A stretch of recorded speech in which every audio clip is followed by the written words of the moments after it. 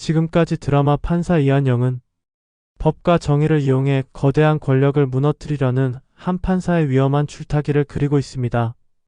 그리고 이제 이야기는 단순한 복수나 내부 고발을 넘어 국가 시스템 자체를 뒤흔드는 국면으로 들어설 가능성이 큽니다. 이한영은 결국 전직 대통령 박광토가 실질적으로 지배하는 그림자 정부 수호제에 입성했습니다.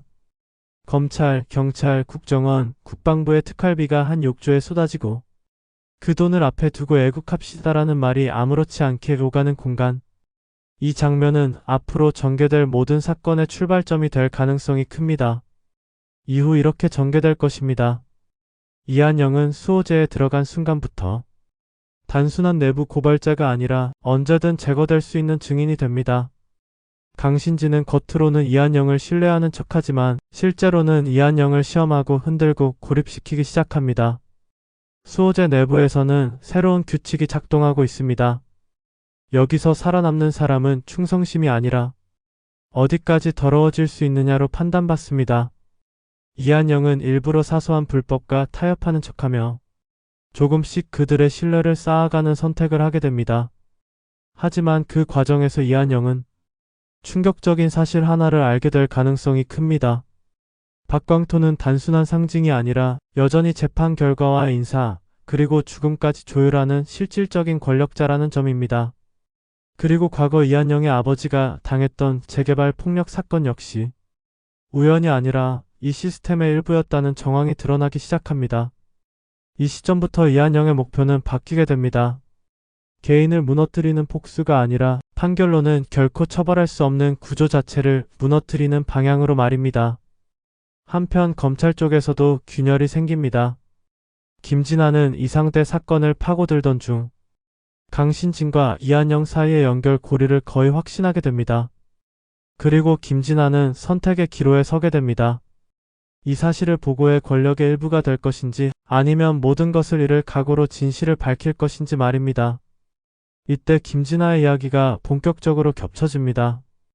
김진아의 아버지는 단순한 피해자가 아니라 과거 박광토 라인에서 대신 맞아주는 역할을 했던 인물로 드러날 가능성이 큽니다.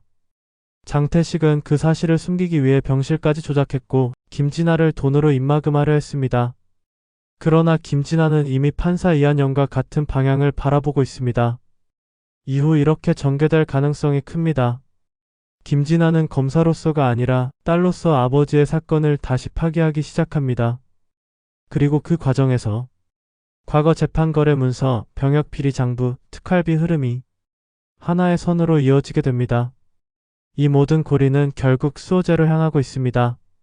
대법원장에 오른 백이석 역시 완전히 깨끗한 인물은 아닐 가능성이 큽니다.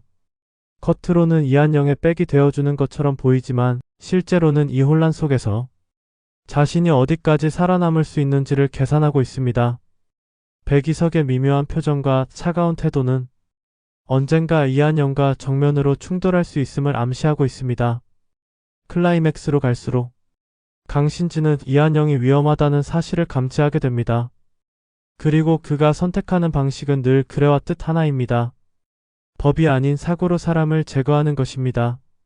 이한영은 아버지 이봉석, 김진아, 석정호까지 모두 인질처럼 얽힌 상황에서 마지막 판결을 준비하게 됩니다. 이 드라마의 마지막은 법정에서 끝나지 않을 가능성이 큽니다. 재판이 아니라 진실을 생중계로 터뜨리는 선택 혹은 스스로 법복을 벗고 권력의 민낯을 드러내는 선택으로 이어질 수 있습니다. 그리고 마지막 질문이 남게 됩니다. 판사는 과연 어디까지 더러워질 수 있는 존재인가? 정의를 위해 악이 될 수 있는가? 판사 이한영은 그 질문에 가장 위험한 방식으로 답하려 하고 있습니다.